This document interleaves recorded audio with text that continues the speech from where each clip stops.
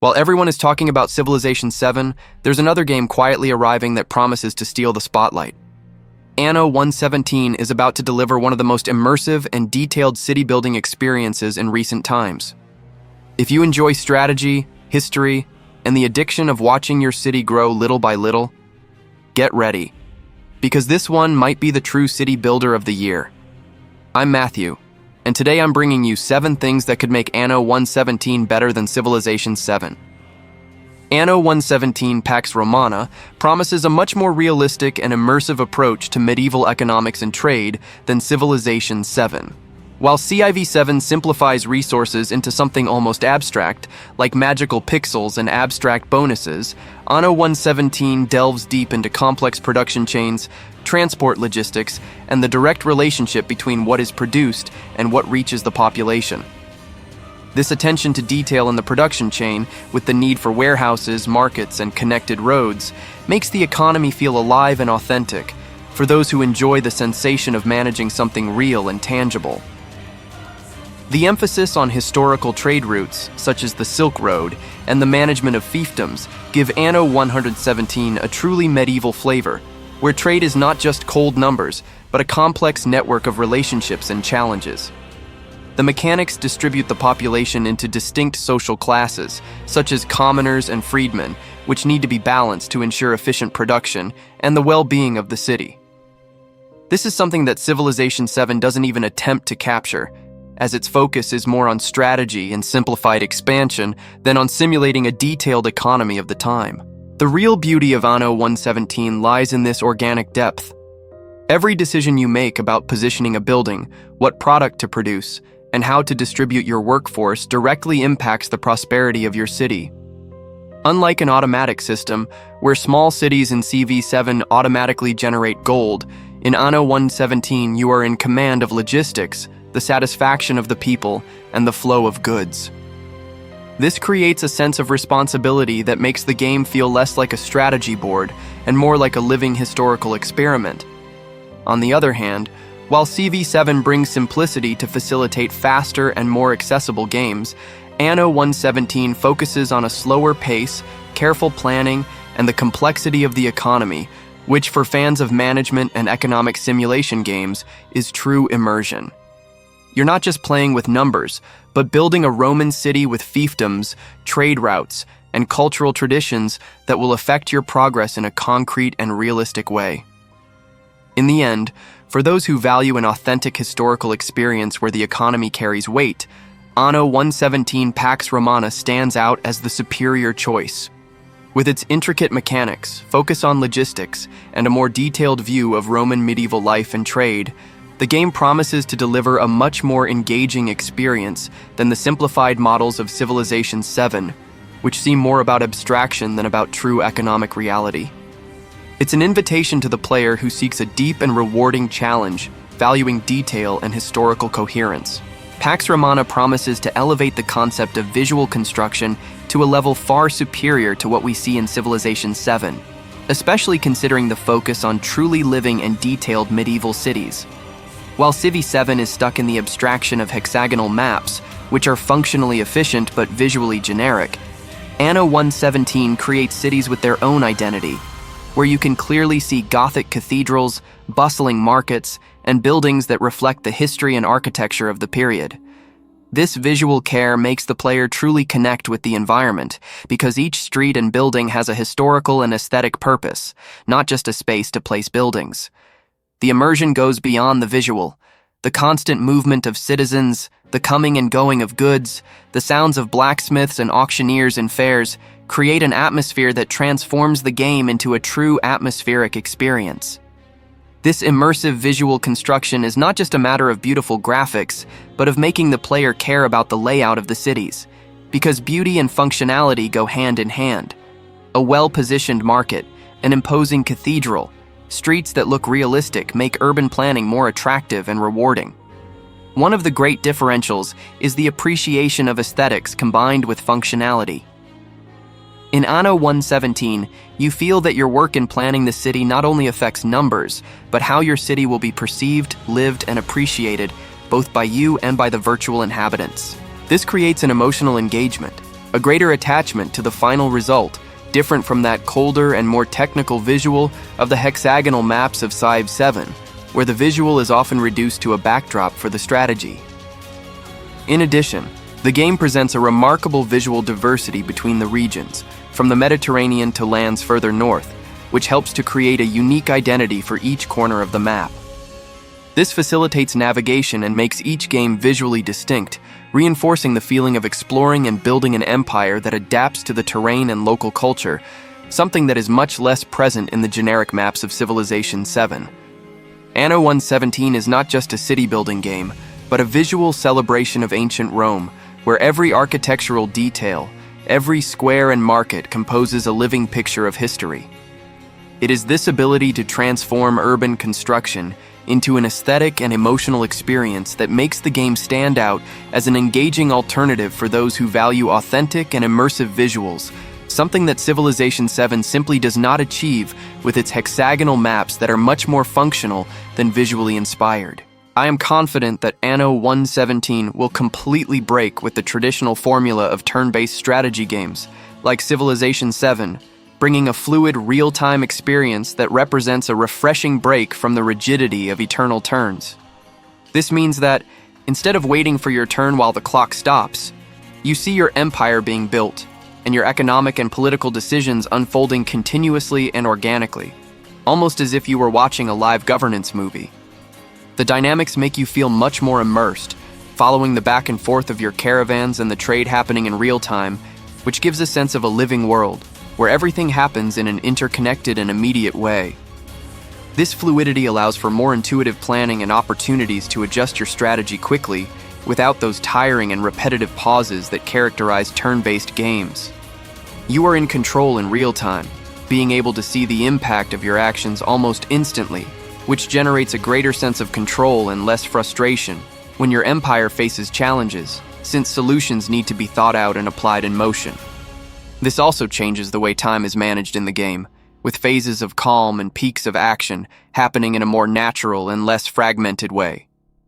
In addition, the real-time system encourages detailed observation of the environment, the behavior of citizens, and the functioning of trade routes, because all this movement is happening while the game unfolds. This constant interaction with the moving world contributes to a richer and more immersive experience, different from the rigidity of turn-based games that, by their nature, create a pause in the narrative and in the feeling of continuous progress. Finally, the continuous flow also combines perfectly with the historical theme and the ambition to recreate an authentic management of the Roman era, where time ran without pause and decisions needed to be made quickly to maintain order and prosperity of the territories. This makes Anno 117 more like a living simulation than a strategy game divided into slices, bringing dynamism and emotion to the challenge of building and governing.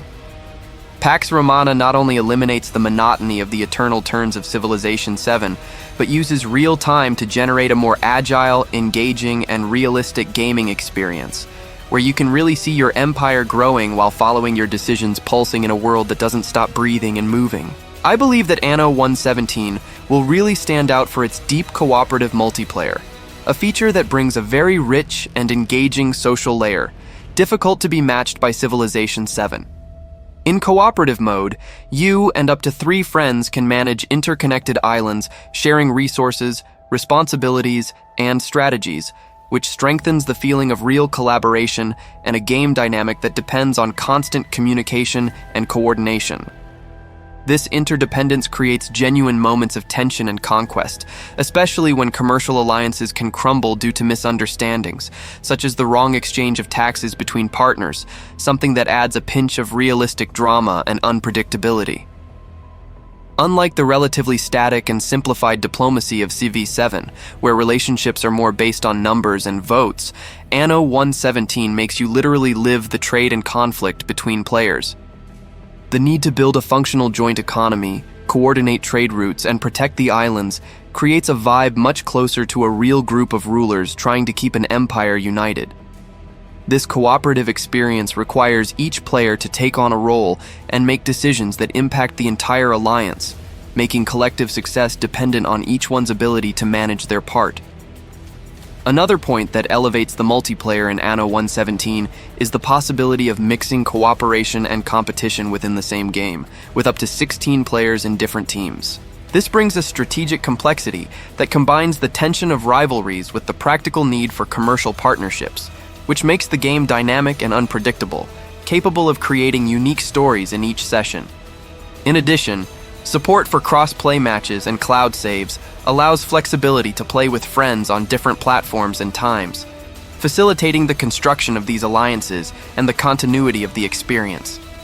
This deep interactivity in multiplayer, with its fragile agreements and continuous negotiations, creates a unique atmosphere where the game goes far beyond cold and mathematical strategy.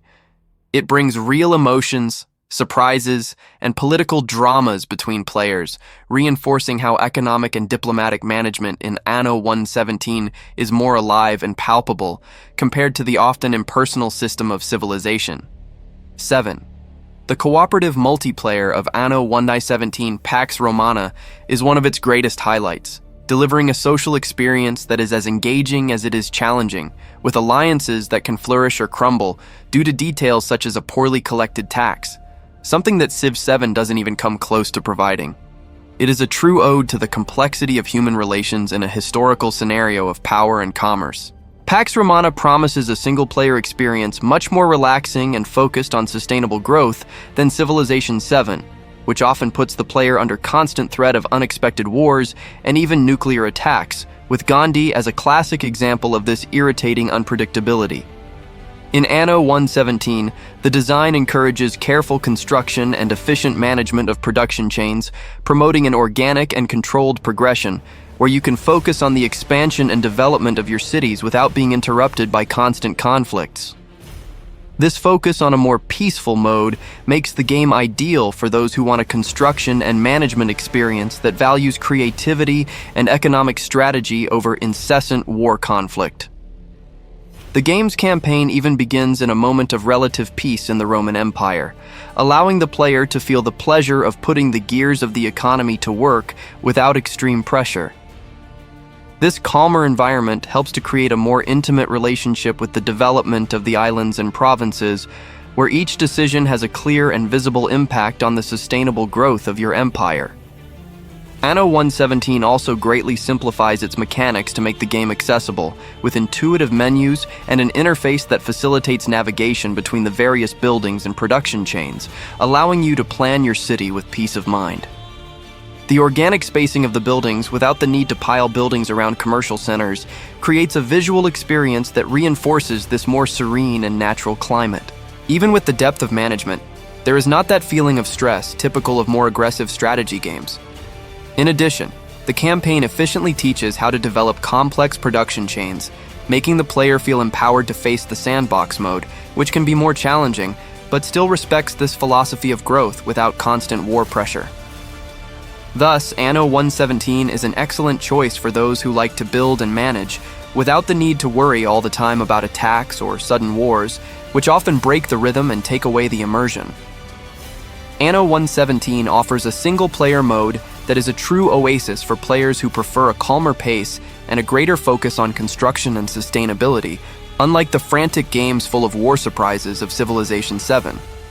It is an invitation for those who want to spend hours immersed in detailed management, without the scares and sudden attacks that take away the peace of the game. I think that Anno 117 will maintain the tradition of the Anno series of offering rich and integrated thematic expansions that go far beyond what Civilization 7 usually does with its DLCs, which often sound more fragmented and less immersive. The first year of additional content, for example, promises new provinces and challenges that expand the game's universe with naturalness and cohesion, adding elements such as volcanic islands, grandiose monuments such as the Circus Maximus, and desert territories inspired by Egypt without ever breaking the fluidity or balance of the base gameplay. These expansions, which are part of the Year 1 pass, bring not only new visual environments and resources, but also new mechanics and stories, giving players the chance to explore new cultures and challenges within the Roman context, such as incorporating religious figures of new beliefs and managing complex political relations. The care with integration allows these contents to fit perfectly into the game's universe, expanding the experience without seeming like an add-on thrown on top.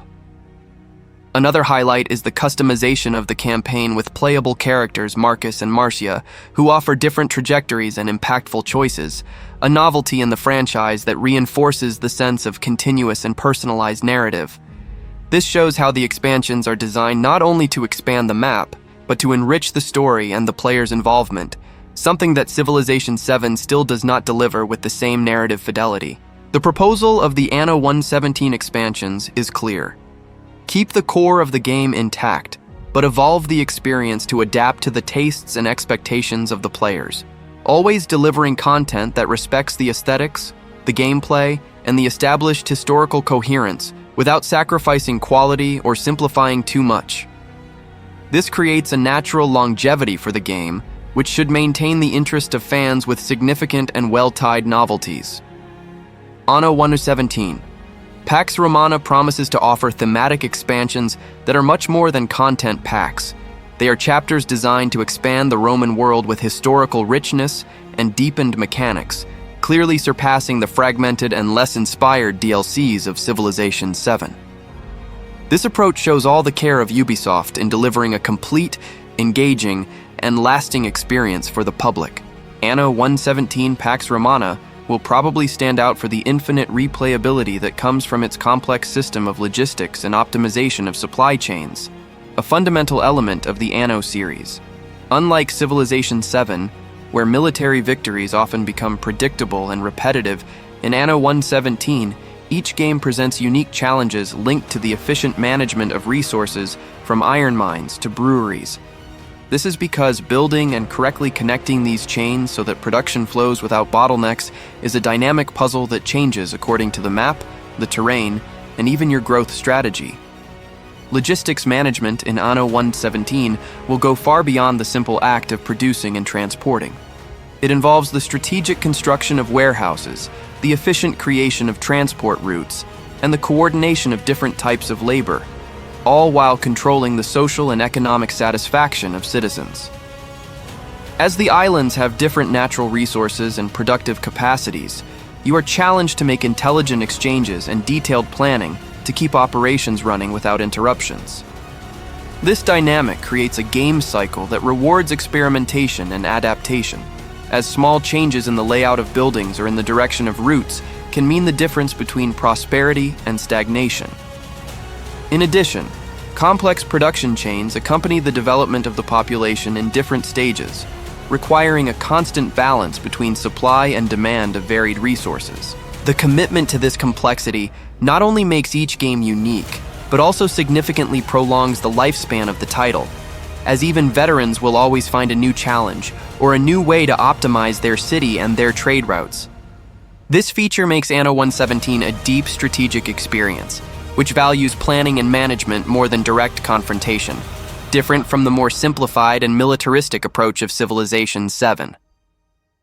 The infinite replayability of the Anno franchise that comes from logistics and complex supply chains confirms its place as a truly challenging and rewarding construction and management title, always offering something new to think about and improve with each new game.